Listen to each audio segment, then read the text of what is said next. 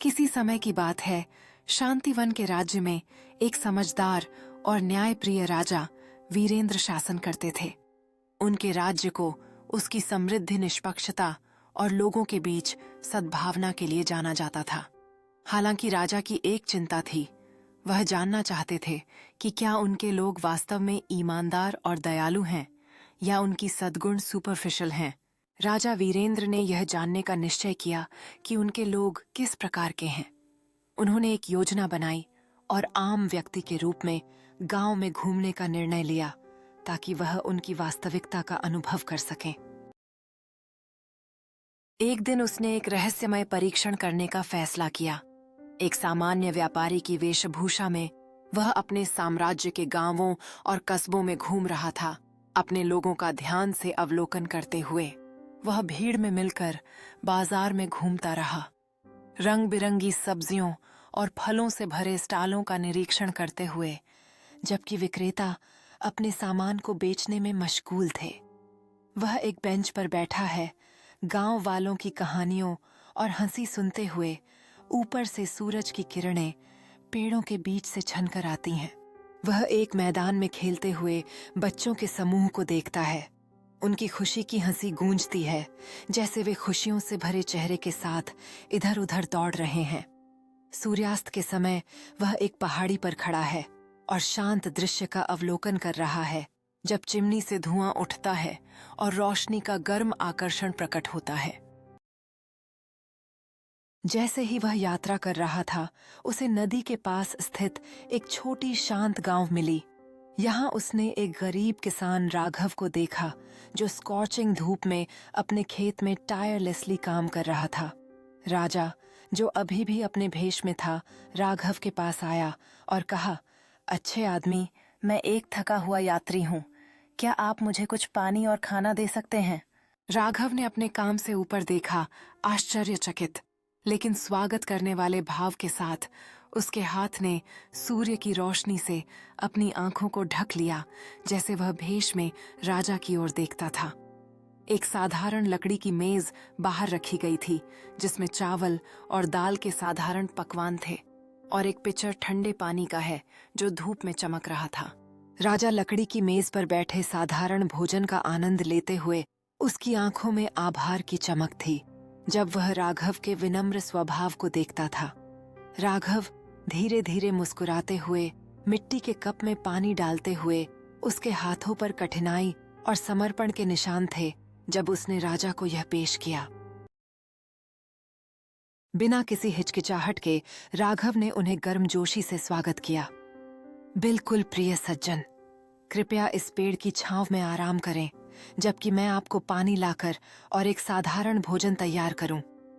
राघव ने कुएं से ताजा पानी लाकर राजा को चावल और सब्जियों का एक साधारण भोजन परोसा। राजा उनकी मेहमान नवाजी से प्रभावित हुए और पूछा, आप इतनी मेहनत करते हैं, फिर भी आप इतनी उदारता से देते हैं। क्या आपको अपनी जरूरतों की चिंता नहीं होती है? राघव ने मुस्कुराते हुए उत्तर दिया, महाराज, मेरी खुशी इस बात में है कि मैं दूसरों की मदद कर सकूं।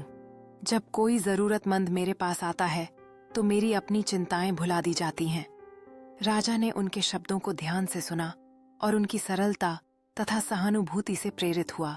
राजा ने उनकी बातों को ध्यान से सुना और कहा, आपकी उदारता सच्चाई में महान है। क्या आप नहीं सोचते कि इस संसार में एक व्यक्ति की जरूरतें भी महत्वपूर्ण हैं?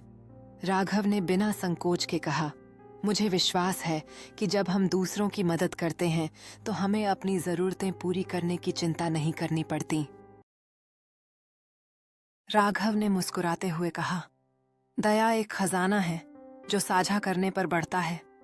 मैं धन में गरीब हो सकता हूँ, लेकिन आत्मा में अमीर हूँ। मेरी फसलें विफल हो सकती हैं, लेकिन मेरे दिल में दया कभी सूखने नहीं पाएगी। राजा प्रभावित हुआ। जब वह जाने की तैयारी कर रहा था तो उसने राघव को धन्यवाद के प्रतीक के रूप में एक छोटी सी सोने की थैली दी। फिर भी राघव ने विनम्रता से मना कर दिया, कहते हुए, सर, मैंने मानवता के कारण आपकी मदद की, इनाम के लिए नहीं। कृपया इसे किसी ऐसे व्यक्ति के लिए बचाएं जिसे वास्तव में इसकी आवश्यकता है। राजा, जो आश्चर्यचकित है, भौहें चुराते हुए खड़ा है। राघव को नई आदर के साथ देखता है, जबकि सूरज खेत पर सुनहरा प्रकाश डालता है। राघव धीरे से अपने दिल पर हाथ रखता है, अपनी विनम्रता और मूल्यों को व्यक्त करते हुए, जबकि राजा सोने की थैली को मजबूती से पकड़े हुए है, राघव की निस्वार्थता पर विचार करते हुए। राजा गहराई से प्रभावित होकर रवि की ईमानदारी और उदारता से बाहर निकला। राजा महल लौट आया, किसान की गुप्त रूप से मदद करने के लिए दृढ़ संकल्पित। उसने अपने मंत्रियों को रवि को बिना भेजने वाले का नाम बताए एक सोने की थैली देने का आदेश दिया। मंत्री राजसी वस्त्र पहने हुए, एक भारी सोने की थैली लिए हुए अपने मिशन के लिए निकलने की तैयारी कर रहे हैं। उनकी गंभीरता और ध्यान स्पष्ट है। रवि जो अब भी खेतों में काम कर रहा है, एक पल के लिए रुकता है और अपने माथे को पोंछता है, ये जाने बिना कि उसकी ओर एक अप्रत्याशित किस्मत बढ़ रही है। मंत्री शाम की छाया में रवि के साधारण घर के पास डिस्क्रीट ढंग से पहुंचते हैं, ये सुनिश्चित करते हुए कि कोई उन्हें देख न सके, क्योंकि वे अपना काम करने जा रहे हैं। रवि अपने घर के बरामदे पर बैठा है, तारों की ओर देखते हुए एक गहरी सोच में डूबा हुआ है, अपने जीवन और सपनों के बारे में विचार करते हुए।